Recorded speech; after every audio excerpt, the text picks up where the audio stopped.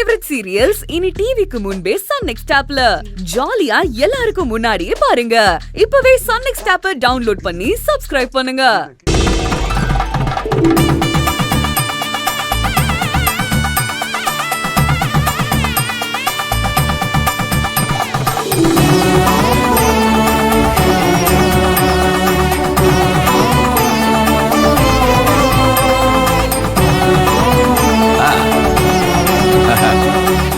அட என்ன அழகியா இது. அண்ணா சூப்பரா இருக்குண்ணே. இப்பவே மாப்பிள்ளை கலை வந்துருச்சு போல இருக்க.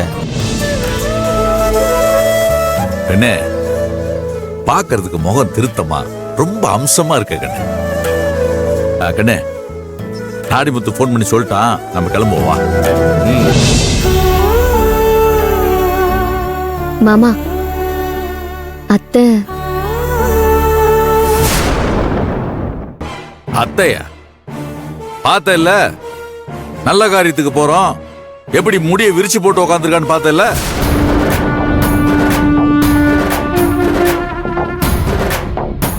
நல்ல காரியத்துக்கு போறீங்களா?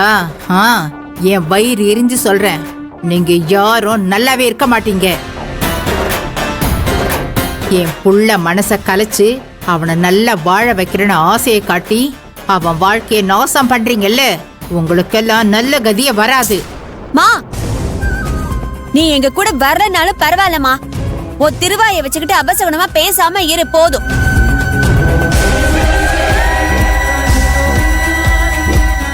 மா என்னம்மா, ஒரு நல்ல விஷயம் ஆரம்பிக்கும் போது இப்படி ஒப்பாரி வச்சுக்கிட்டு இருக்க? நான் உன்கிட்ட தெளிவா சொல்லிட்டேன்ல, எனக்கு அந்த கமிஷனர் வேணான்னு. சரவணா, வாழ்க்கையில சில சமயம் தப்பான முடிவை எடுத்துடக்கூடாது. அப்புறம் ஏண்டா இப்படி ஒரு முடிவு எடுத்தோன்னு காலத்துக்கும் புலம்ப வேண்டி இருக்கும்.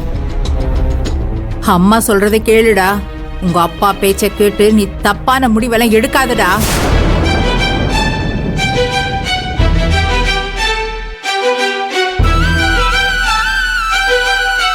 இங்க பாரு, இது நான் அவருக்காகவோ இல்ல என் தம்பிக்காகவோ எடுத்த முடிவு கிடையாது.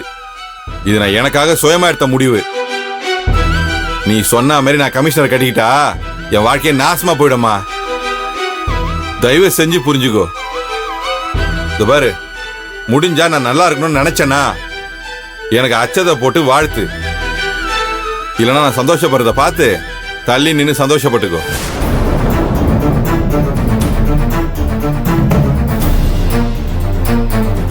வாங்க நம்ம கிளம்பலாம் வாங்க. மாமா ஒரு நிமிஷம்.